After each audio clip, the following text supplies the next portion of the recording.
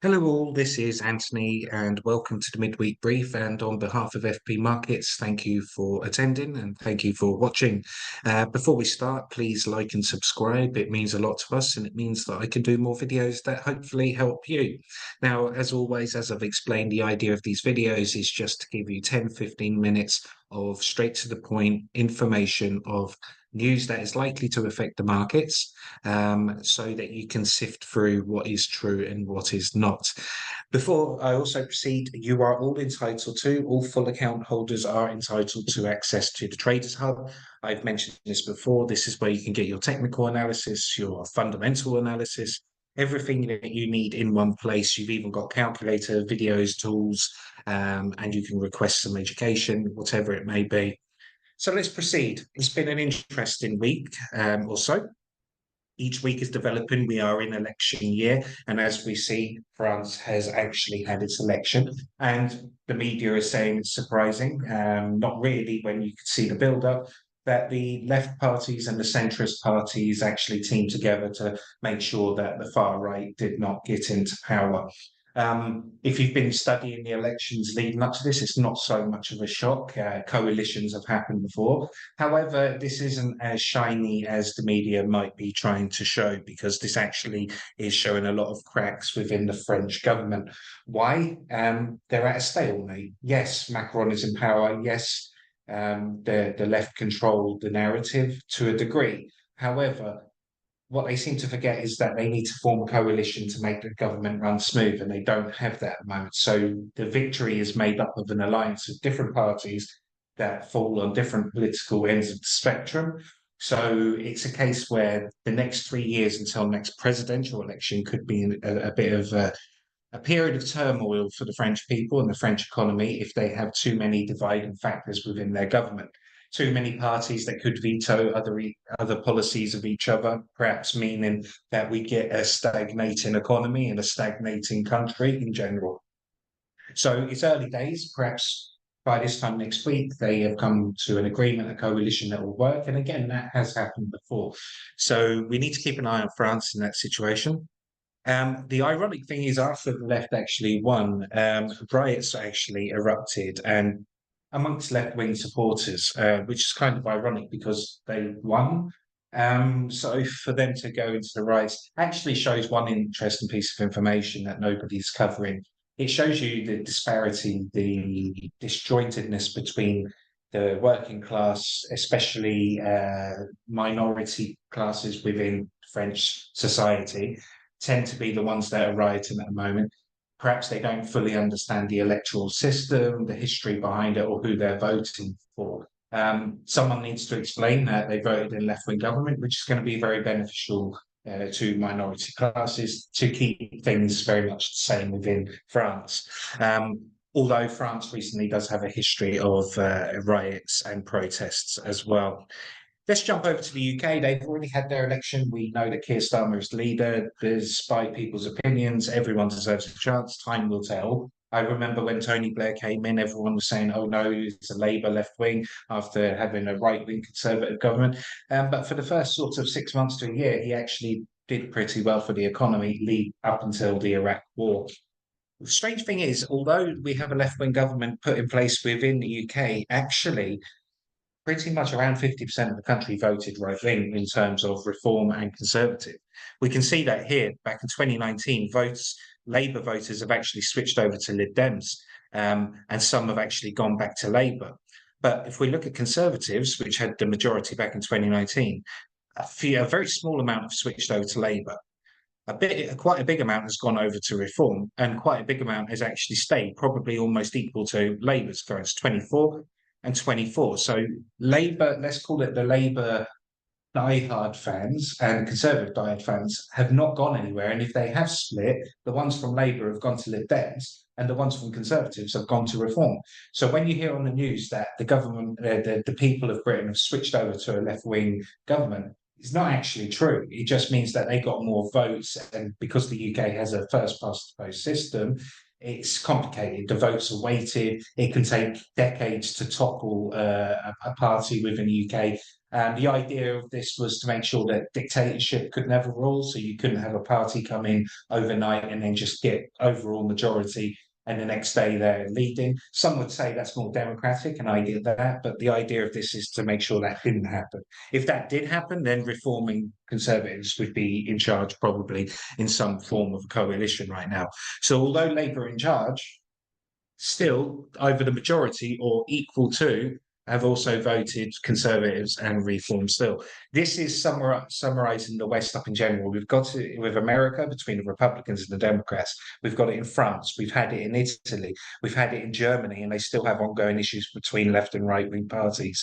Recently, left wing parties wanted to ban the right wing party of Germany from actually being able to run in the election. And now in the UK, although Labour have won, there is possibly more right wing voters that happens. So it's very interesting times. This will shape the political landscape over the next 5-10 years. And with I may sound like a reform supporter. I'm not at all. I think they're interesting to watch because they've gained a lot of popularity in quick time, and they've got Nigel Farage, who is a very controversial figure, but he's also very popular amongst people. So he's very much a populist. It's not unrealistic to expect that maybe in 5 to 10 years, because he is in his early 60s, he will not even be 70, or he'll be 70 by next general elections, next one or two, and he could run, and there is a chance that he could be prime minister one day at this rate. So everything we're talking about now is setting up the landscape for the future. If we switch over to general news, more conflict related, because this is what's pushing gold, we can see that a lot of scaremongering you may have seen on the news where they're talking about Chinese troops in Belarus doing drills. First of all, I'm not falling on either side. Yes, I can understand why people see this as a concern, but this is no different than American or Western troops doing exercises in South Korea or Japan. In general, this is close to China, it's close to Russia as well. It's no different than NATO troops doing drills in Estonia or Latvia. So, yes, it might seem scary, but these are just drills. And because Belarus and China are allies, and Belarus is not part of NATO and it's not part of the European Union, has a right to do what it wants to do with its allies. Of course, NATO will be keeping an eye on this, and because that is happening at the moment, we're also seeing an increase in Russian activity, which I'll touch on shortly. Before we move on to that, developments in Israel, Palestine. There was news came out the other day. It was breaking news, but then it was suddenly quickly, let's say, hushed, and it was pushed to a smaller topic category within Sky News. Israel's been preparing. They're building big underground bunkers, filled up with years' worth of blood supply and medication. Now, some may say, this might be just a conspiracy theory. This is eyewitness accounts from independent journalists as well as Sky News journalists, so it seems legit. Been doing further research, and it seems like it's happening. Now, some would say this is a precautionary measure, but it could also be a precursor to a wider expected conflict, most likely with Hezbollah in the north of the country. If we actually look at a map, we can see that between the Golan Heights and the southern Lebanese border is this, in what is called the Safed sub-district, is actually like a corridor. So you've got Golan Heights, which is disputed between Jordan and Israel on the right-hand side here, and southern Lebanon, and then you've got Syria. Around this whole region here, nearly 100,000 Israeli civilians have actually been evacuated south, and Lebanese civilians in the south of Lebanon have been evacuated north. We're seeing a lot more airstrikes from Israel on Lebanese territory, and we're seeing a lot more retaliation from Hezbollah. At the same time this is happening down in Gaza, we're seeing continued airstrikes in the Khan Yunis section, and they have evacuated northwards too. There is talks for ceasefires again and again. Doesn't seem to be going anywhere, but there has been mass protests in Tel Aviv and Jerusalem from Israeli civilians to put pressure on Netanyahu to resign to find an end to the war.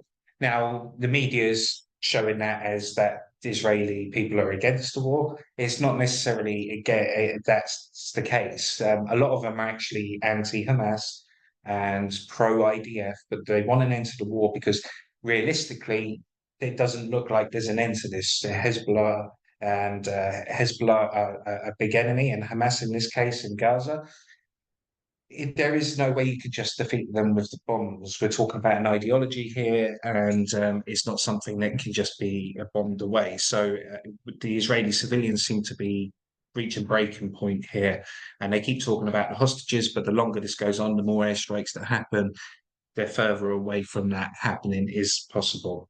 So things are not looking good, and we need to keep eyes on southern Lebanon and Hezbollah. If we switch over to Ukraine, what has actually developed now is NATO weapons have arrived in Ukraine. Zelensky has said that he is interested to hear Trump's plans if he becomes president on how he would end the war. It seems that Zelensky is open to ceasefire talks as long as it's fair on both sides. However, it's no secret that most leaders, Putin and Zelensky, would rather Biden was in charge. Why? Well, Zelensky would like the Democrats to stay in power and Biden because they keep getting funding from them, so it helps them. Putin would like Biden to stay in charge because obviously the repercussions and sanctions upon Russia for this war do not equate to much. And basically, the teacher has left the classroom, so they feel like they can get more achieved. All eyes will be on if Trump gets back into power. If he does, it's no secret that he will stop funding to Ukraine and we'll find a ceasefire deal there, and possibly true also to Israel. So we're now in that quiet before the storm period to see what actually happens. And we're seeing that economically as well as via conflicts too. If we now switch over to the next part in regards to Ukraine, there was also hypersonic missile attacks on a children's hospital. At first, it was speculated it could be an inside job, but as video evidence has come out and has been internationally verified, not just by Western countries, we're talking Eastern and Asian countries with their journalists and military sources have verified that no, these were in fact Russian missiles. The reason that they escaped the radar was they flew incredibly low at around 50 meters incredibly fast. So this is why it caught the Ukrainians in Kyiv off guard. Obviously seen as a war crime, but we're seeing this happening across the board now in the world. So global security in terms of war crimes is getting worse, and I can only assume it's because of repercussions are very little. So yes, they put out arrest warrants, but the International Criminal Court really don't hold much power compared to Interpol, FBI, military police of any sort. So they can put out an arrest warrant, but unless countries actually agree to follow that request, it means nothing. And this seems to be what's happening. If we look at a map of Ukraine, what we can see is that the Eastern Front here is solidifying. It's likely to start slowing down Russian gains because literally over the past few days, NATO weapons have now poured into the region. We've seen Ukrainian air defenses increase literally over the past 24 hours or so and become active, which was not the case. So we are seeing Ukraine switching it up a gear now that they're getting the equipment coming through, probably hold the line, and then they might try and push for a counter-offensive before the end of summer, or they'll wait till next spring. Hopefully by next spring, this would all be resolved. If it isn't, again, it's likely to affect gold and other commodities such as wheat, which is mass grown in the region or was. Talking about gold, if we look at gold, we can see that gold is literally fluctuating between the support and resistance here. It's now ranging. We would call this the quiet before the storm. People anticipating some big news, whether it's good or bad. It's possible that it could keep going up. But again, a lot of eyes will be on November presidential elections. If Trump comes in, it's very likely gold may go down. It's not a personal opinion. It's just looking at past evidence when leaders like that come in with the policies they have on Ukraine, the vision they have for Ukraine and Israel. If they can manage to get ceasefires in that region and Trump is in charge and he achieves that, then likely gold would come down. All that being said, if anything happens in the Middle East before then it's likely to push gold up to prices that we've never seen before. If we look at economic calendar for the rest of the week, today, actually this evening, depending on where you are in the world, we've got Jerome Powell speaking. He's actually testifying. The thing about testifying is it's hard to trade with. It can be exciting. You can watch it. But the truth is, you don't know what's going to be asked of them or who's going to be asking questions. Sometimes it comes across aggressive and like they're scrutinizing Jerome Powell. Sometimes they come across very placid. So it's very much an instant reactory thing, and a lot of people don't actually watch it live. A lot of them will be waiting for the minutes and just read a brief, because these testimonies can go on for hours, 2, 3 hours sometimes, and they're always, which makes it hard too. They never seem to be on time. No different than a press conference of a world leader. The amount of times I've had to sit there waiting for one to do a write up of it, and they say, "Okay, Putin's expected to do a press conference at 4 p.m." 2 hours later, he appears without a care in the world. This happens. So things like these press conferences and testimonies can be hard to trade. That being said, pay attention to what is talked about. It's likely that interest rate cutting is to be talked about. I've said before, it's very likely Jerome Powell and the Federal Reserve are looking to hold out until the presidential elections to see who comes in with what policies and what vision, so they know which way to act, whether to keep interest rates the same, cut them, or increase them. That being said, over the next few days, we also got CPI coming out, GDP out of the UK, but retail sales, we've got CPI coming out of the United States, inflation rate. This is something that Jerome Powell will look to in order to cut interest rates, to see that inflation is dropping. Some evidence is coming out that it is, but again, in build up to the election, it's hard. These numbers could fluctuate. If so, CPI tomorrow, and then on Friday we've got PPI coming out. So how much are producers paying for their cost of goods, which then affects the price that consumers are paying. If we look over at stocks, I'm going to talk about a familiar one yet again. I had no intention to, but it keeps popping up on the news. Boeing, two things. Their sales are down, which is not good. Two things, more three things, two things. First thing to start with, their sales are down. The second thing is their CEO announced that he got the biggest paycheck that he's ever had with them for 3 years, 2, 3 years running. And the last point is that a wheel fell off a United Airlines flight the other day, which happened to be one of the new Boeings. And they've also admitted to the fraud case, which means that they were trying to cover up incidents in their reports, and the whistleblowers situation as well. So Boeing, things are not looking good for them. They've sold 3 aircraft last month as opposed to 67 from Airbus, who were seen as a smaller company, but their sales are up. So there seems to be a major trust issue going on with Boeing at the moment. And you can see here, here's what to know about Boeing agreeing to plead guilty to fraud in 737 MAX crashes. It's very much the 737 Dreamliner that's affected. Every time it's a technical issue, it's regarding them. Every time there's been a turbulence issue, the majority of the time, rather, it's a 737 Dreamliner. If we look at Boeing shares, we can see that when this news about the fraud case came, it just priced in before people were anticipating. It brought the price up, sold it all because of negativity, corrected itself, and now is on a steady downward decline. If we actually look at one last thing, I encourage all people to look at, it doesn't matter which website you do, is always have a look at heat map when it comes to the stock market, not just to find individual companies, but to actually understand the health of and the strength of the individual sector you're looking at. You might be looking at technology sector like here, and it's suffering. Microsoft down, everything's down. That's because most likely a lot of investors are looking more towards AI and semiconductors. Apple, Nvidia, AI related, Google as well. We're also seeing retail sector certain times of the year. It's interesting when you see this around holiday periods, when you see things like consumers going up around that period too. So always have a look at the heat map just to give you an idea of what's in demand and what's not. And as always, trading is more of a game where you're a sheep and you follow people until you build up the experience. It's advised risk management, which is to go with the flow and research and find out why people are trading what they're trading, and not to think too much outside of the box until you become more experienced. Anyway, thank you for your patience. Thank you for attending. And please, any questions, leave them in the comment section below, or contact the company directly. Thank you very much.